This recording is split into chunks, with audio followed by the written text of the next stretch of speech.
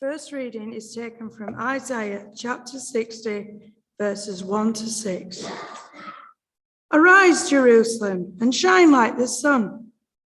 The glory of the Lord is shining on you. Other nations will be covered by darkness, but on you the light of the Lord will shine. The brightness of his presence will be with you. Nations will be drawn to your light, and kings to the dawning of your new day. Look around you and see what is happening. Your people are gathering to come home. Your sons will come from far away. Your daughters will be carried like children. You will see this and be filled with joy. You will tremble with excitement. The wealth of the nations will be brought to you. From across the sea, their riches will come. Great caravans of camels will come from Midian and Ephah. They will come from Sheba, bringing gold and incense. People will tell the good news of what the Lord has done.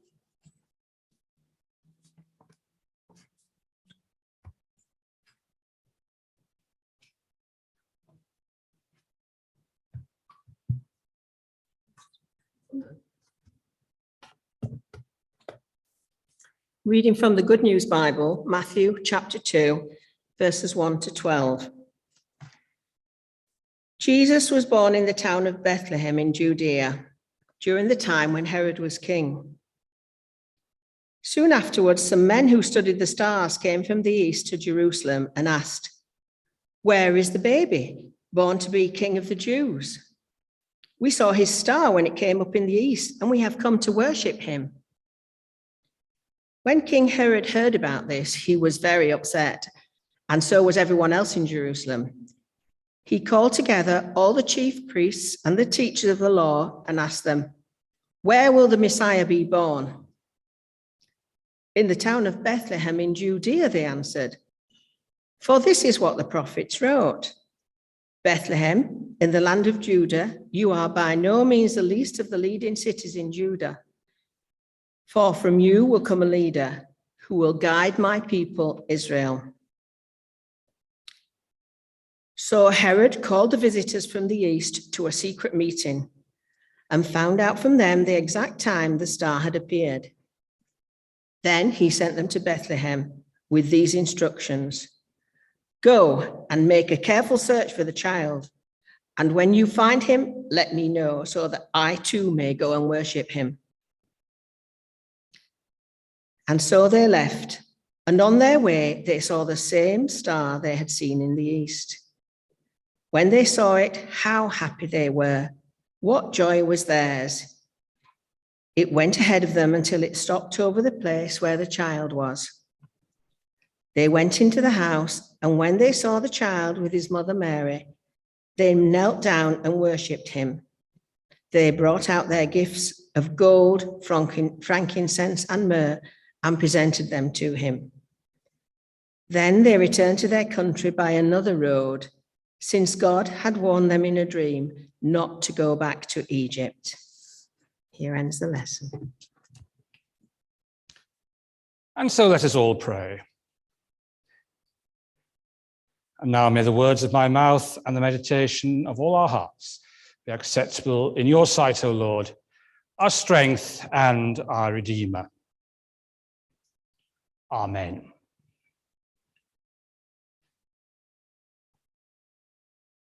And so today we have the Feast of Epiphany. Frequently in our Christmas celebrations, we just lump everything together.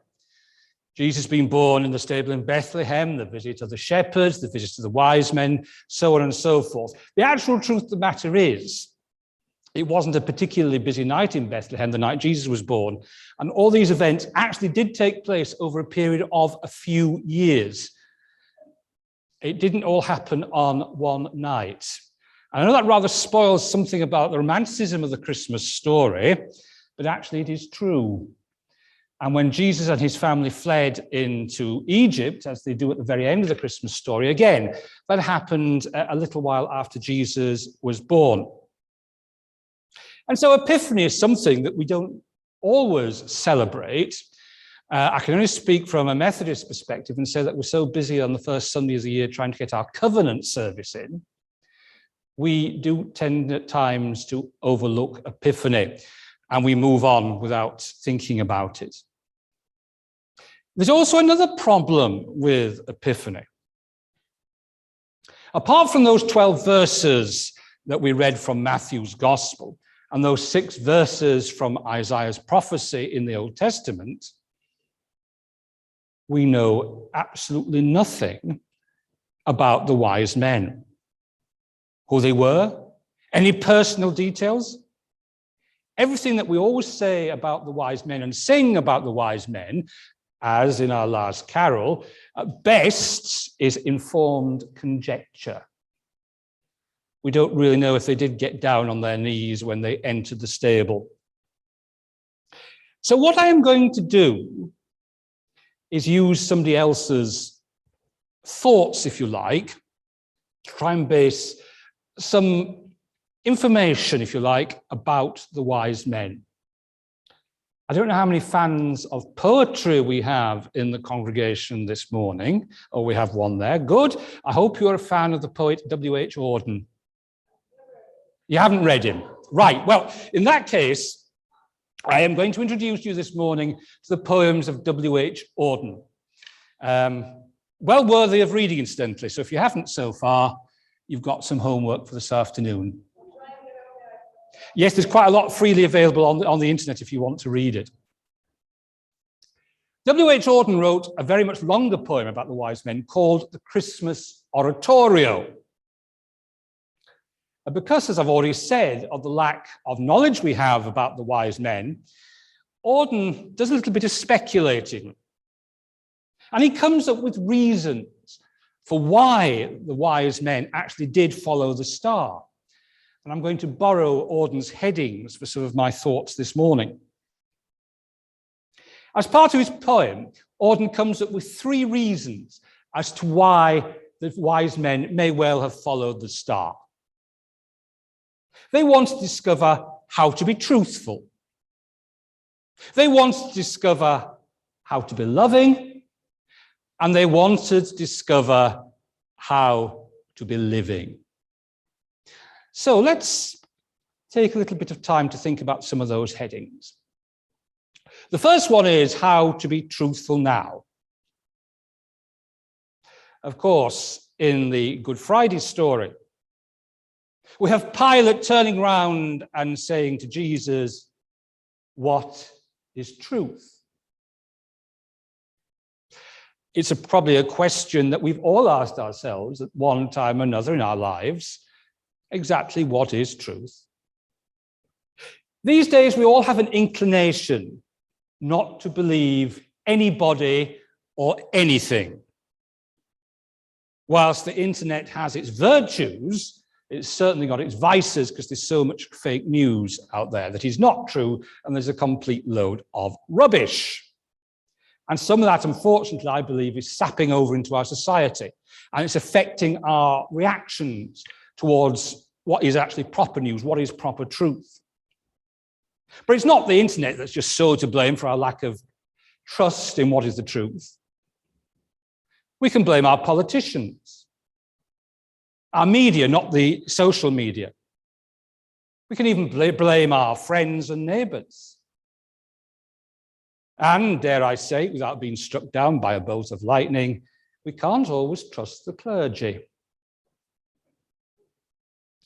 Of course, there is that famous phrase made famous by that Australian barrister when they were doing the Spycatcher trials in Australia, when he came up with that now oft-quoted phrase, being economical with the truth.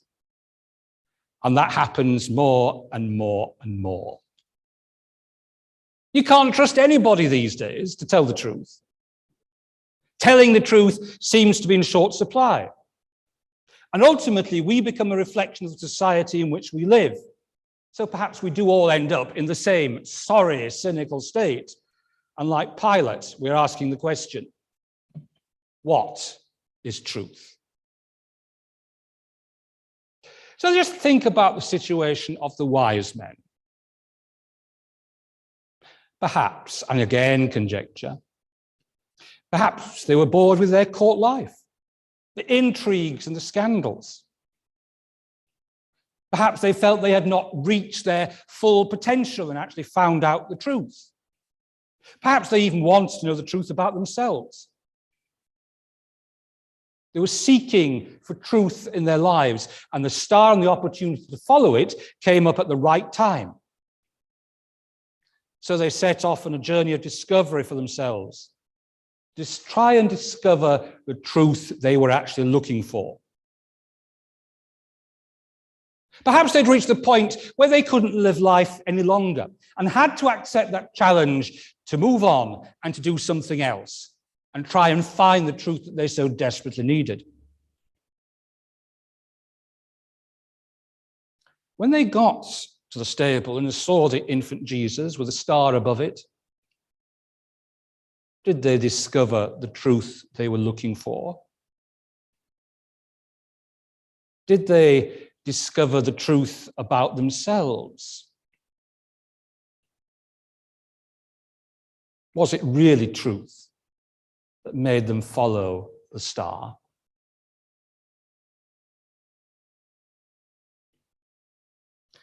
Another reason, perhaps, that the wise men followed the star was how to be loving or to discover love.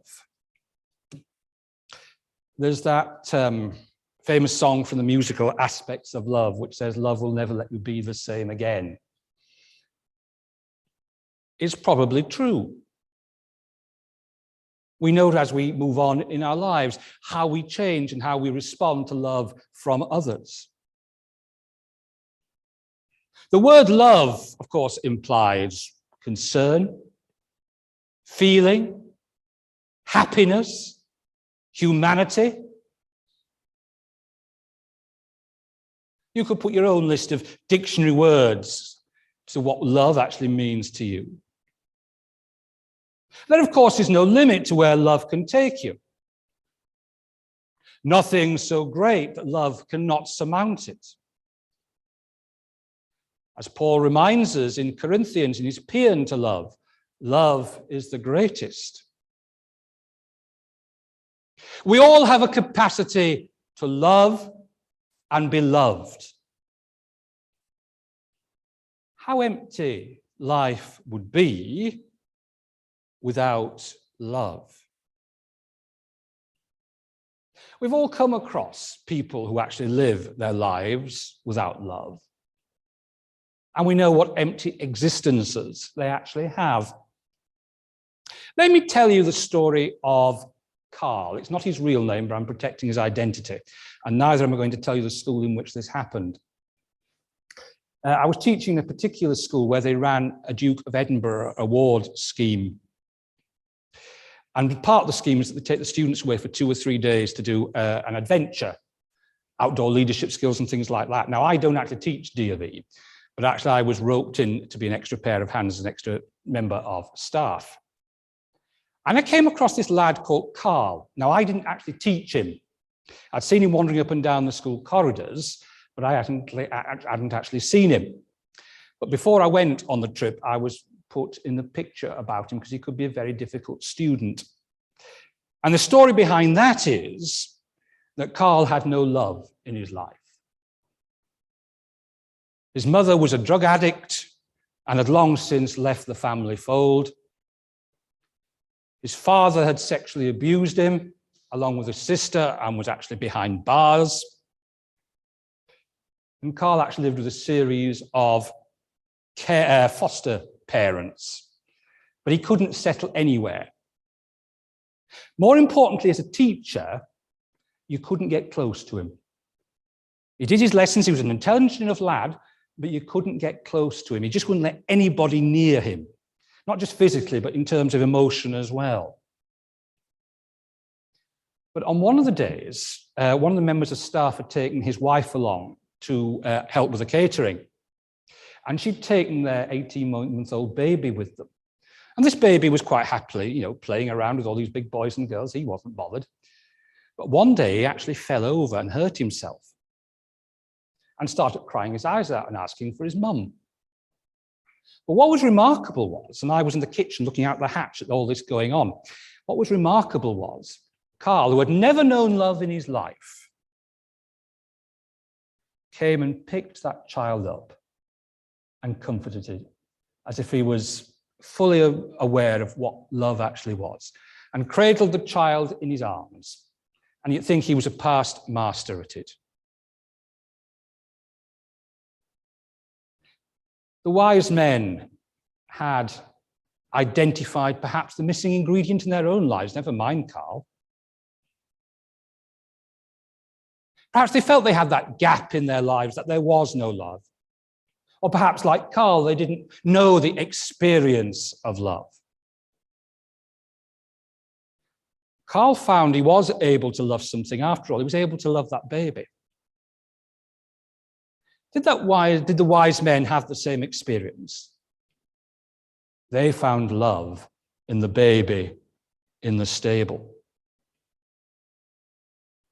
Did this formative experience of following the star and finding the baby unlock love in their life? Did it enable love and loving and all that goes with that experience of love and being loved? Did it fill that yawning chasm that perhaps they felt in their lives? And because of that yawning chasm, they set out on the journey to follow the star.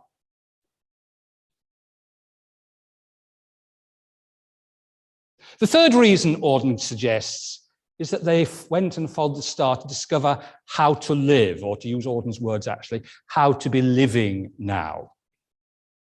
Now, of course, there are several ways you can tackle this.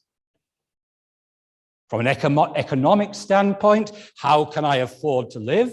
And that's a question we're all asking ourselves at the moment with rising prices and rising fuel prices. Perhaps we could tackle it another way and ask the question, what actually am I living for? Am I living for family? For hobbies? For a professional career? As Martin Luther said, whatever means most to you can be your reason for existence. It can be far too easy in this life to actually end up pursuing false goals. Things that are not worthy, not fulfilling, but that still does not stop us in a headlong pursuit. Indeed, I've been talking to somebody over the last fortnight over our Christmas celebrations who told me they felt they had wasted the last 15 years of their life on something that was false, unfulfilling, and unimportant. Perhaps for the wise men, it was about getting their life in perspective, about following the star, trying to discover what life is all about. Even though we know he was a magi, a wise man, probably a king, perhaps the wealth that he definitely had, they definitely had, should I say, was not the answer to their quest. The position that they had was not the answer to their quest. They knew there was something else missing from their lives, and they set off in pursuit of that ideal by following a star. Perhaps one of the battles the wise men had already fought and won was to realize that there was something in their lives that was missing, that they really didn't know how to live. They may have had the position and the wealth, but that doesn't necessarily mean fulfillment. Be that a warning for all those of you who faithfully did your lottery last night. Wealth and power does not necessarily bring that sense of how to be living now. So what happened afterwards? Well, we know the basics. It was in Matthew's Gospel. They were warned in a dream not to go back to Herod, and they went back to their own country by another route. But that is not what I meant. Did their experiences of following this star never let them be the same again? Did they actually find in that stable what they were looking for? And if they did find what they were looking for in that stable, how did they go back to their own country and their usual lives and start putting it into practice? Was it a great turning point in their lives? Or as the Christmas carol Christians Awake puts it, did they become the first apostles of his infant name?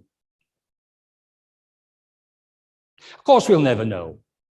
The Bible doesn't record it.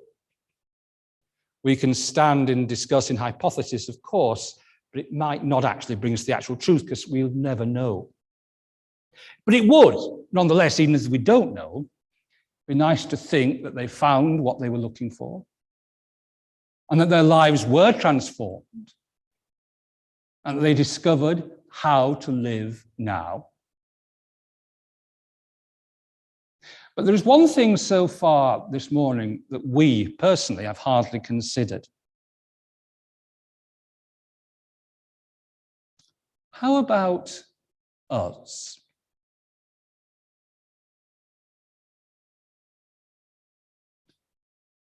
Are we living now? I don't just mean is our heart beating, it's rather more than that. Are we loving now? Do we know what the truth is? This Christmas time, as we have celebrated the Christmas story yet again, with its familiar and romantic setting, the comforting glow that it brings to each and every one of us.